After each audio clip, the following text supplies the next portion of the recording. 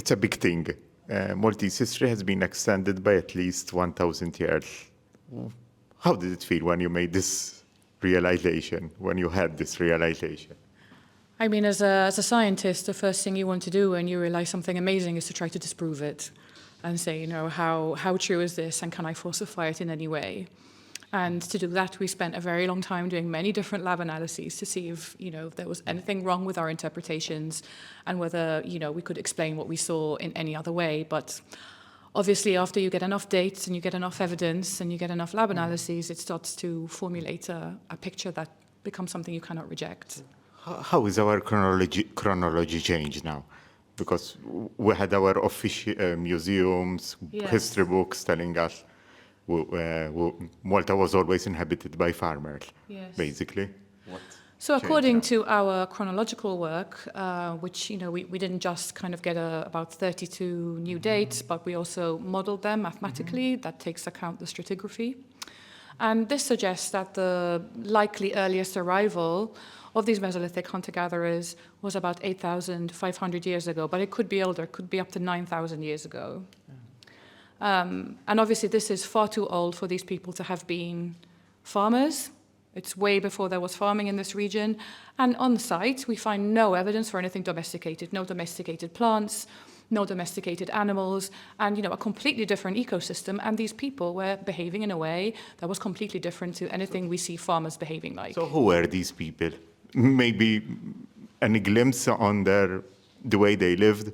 So these people were likely European hunter-gatherers, and we say European hunter-gatherers because the closest landmass to Malta is still Europe, so Sicily. And these people would have been the last survivors of the last ice age. So 20,000 years ago, the ice caps in Europe were at their maximum extent. It forced people southwards because the southern Mediterranean was the really only habitable areas, and they lived on the coastlines. And then when the ice melted, sea levels started to rise rapidly and probably forced these people to start experimenting with a maritime life, experimenting with boats and fishing and maximizing maritime resources. And we think, this is the origin of this long sea crossing that we see in Malta. These people looked and behaved very differently to us. Genetics tells us that these southern European hunter-gatherers had dark skin and light eyes, which is a combination you don't really see today. And that they engage in a hugely diverse diet. So the first farmers that come to Malta, they're very reliant on wheat and domesticated meat, so goats, cattle, pigs. But these people, they're eating birds, they're eating fish, they're eating sea snails, they're eating crabs, tortoises, deer, seals. It's a hugely mixed diet, and we're only just even mentioned whales. Yes, there's whale on the site that we've identified using chemical fingerprinting of bone fragments. Latmija is quite a known site. I think people go for picnics there. Yes, it is. It is behind Paradise Bay. It is well known for people who love rambling, who love to walk, and even with climbers because of the nature of the rock shelter over there. And it is a site that by its very nature has preserved this amazing archaeological deposit within it. Nobody has emptied it. In Malta and many places, we know that soils get to be shifted when historically you get to create fields. In this case, the deposit has remained untouched, even because part of the rock shelter did collapse at some point, ceiling, whatever, lay beneath. And that is why we were lucky, in a sense, that we managed to locate the site and decide to dig where we did. Uncovering a stratigraphic sequence, which once we got the dates in, we realized what we were. So you realized after when you received the carbon dating results? Yes, but when we were excavating, the fact that you don't find any pottery. So we're dealing with a community that is not making use of pottery, which is often the hallmark of settled Neolithic societies, and things that looked wild. Deer. So the point is, we're there. Build-up of ash deposits, in other words, places where people were cooking. Then once the first battery of dates were sent out, and the results came in, we said, okay, we're on to something exciting, interesting, extraordinary. And of course, we went back to the field to explore more, and we've been doing it. So it's the tip of the iceberg. You dig for a month, and then you have to do the science over the remaining 11 months of the year, hoping that the results come in, they are promising, so that the evidence converges into this amazing story.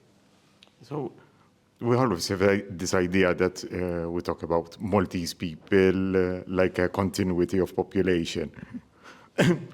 To what extent can we talk about these people as being like us or different from us? I mean, at this point, they were pretty different from us.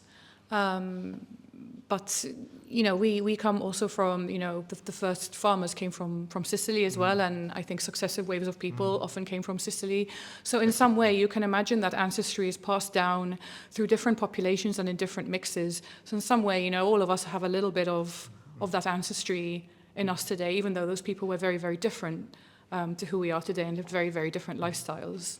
Just a reflection on maybe any indications on the relationship with nature. Well, I mean, I think what's very interesting about that is, obviously, Malta is a very small island, and they came here for several centuries. And in that time, they don't seem to have killed off the deer on Malta. And you would imagine that if they were not careful about husbanding their resources, they might easily have killed off all those deer in a few centuries in a small place. But they didn't do that.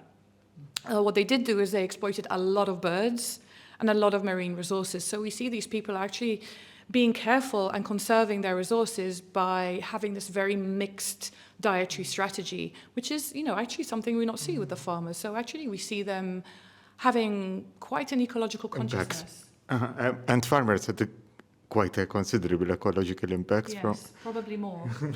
Yes. But that doesn't mean, you know, that they didn't in some way drive changes, but we're not at the point where we fully understand that yet, but we will in the future. So work is ongoing. So what's next?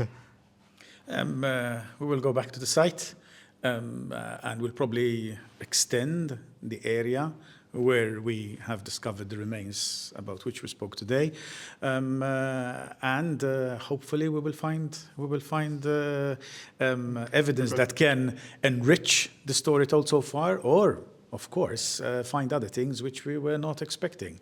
I am pretty sure that just one curiosity, because now we opened another chapter. We had the Neolithic, now we have the Mesolithic. And a network, how possible was it just a one-off event that they arrived in Malta, or were we part of a network?